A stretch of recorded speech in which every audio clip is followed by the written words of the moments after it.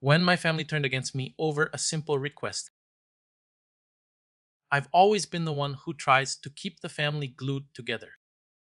You know, the type that says, let's do Thanksgiving at my place this year. The one who sends reminders about grandma's birthday or texts the group chat trying to organize a family beach day that inevitably half the people ghost. That's been me. I never really minded. It gave me a sense of purpose, like I was doing my part to keep something sacred from falling apart. But now, I look back and wonder if maybe I was just playing peacekeeper in a family that didn't actually value peace.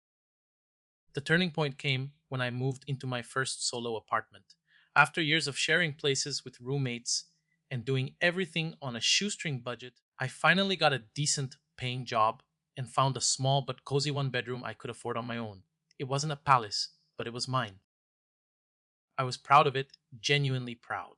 And I wanted to share that with the people I cared about, so I planned a housewarming party. Nothing extravagant, just some food, drinks, music, and a chance to see my new space. I invited close friends and immediate family.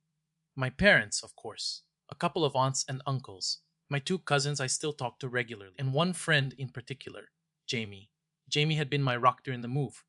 They lent me their truck, helped carry boxes up 3 flights of stairs, painted my kitchen cabinets, and even stayed late helping me hang shelves when I was too overwhelmed to figure it out alone. They weren't just a friend, they were someone I trusted and respected.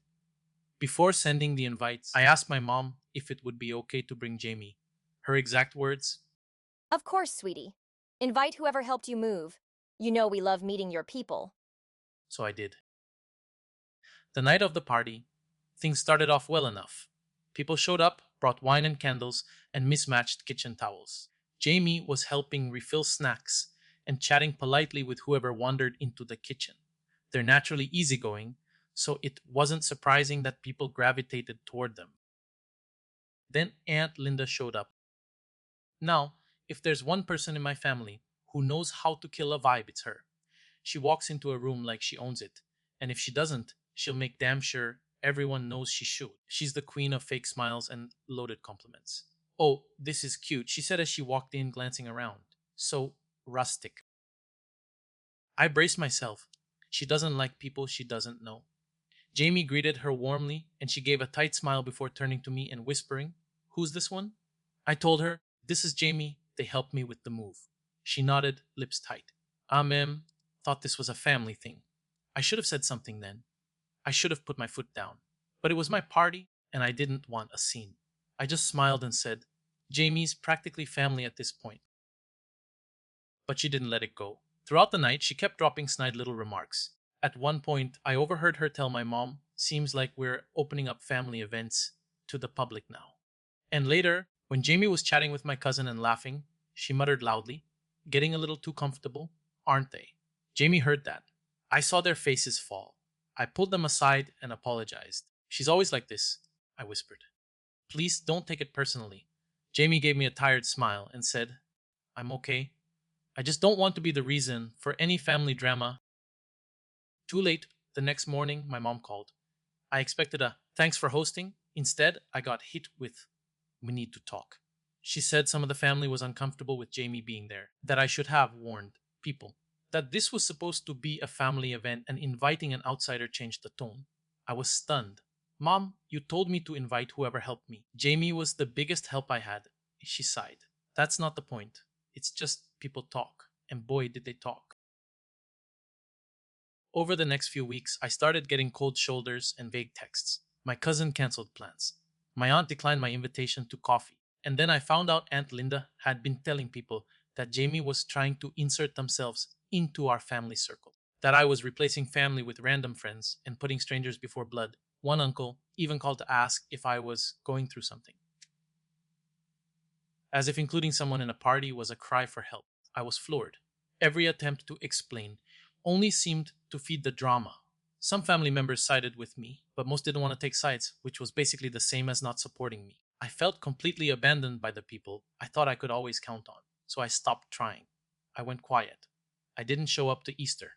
I didn't call for Mother's Day. I figured if they were going to exile me over this, I'd give them what they seemed to want: distance. But then my dad called one night. "Your mom's worried about you," he said. "Everyone misses you. I laughed bitterly. Do they? Because they sure didn't seem to mind turning on me over nothing.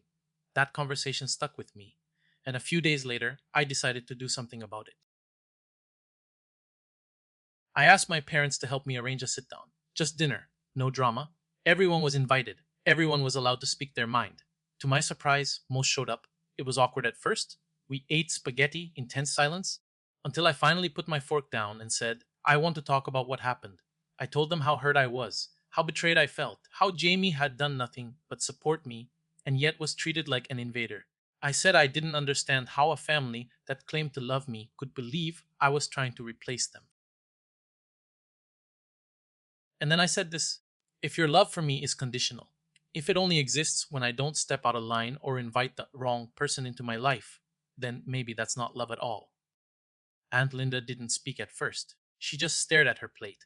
But after a long silence, she looked up and said, I guess I overreacted. I've always felt protective of family spaces, but I didn't mean to turn people against you. It wasn't a perfect apology, but it was something.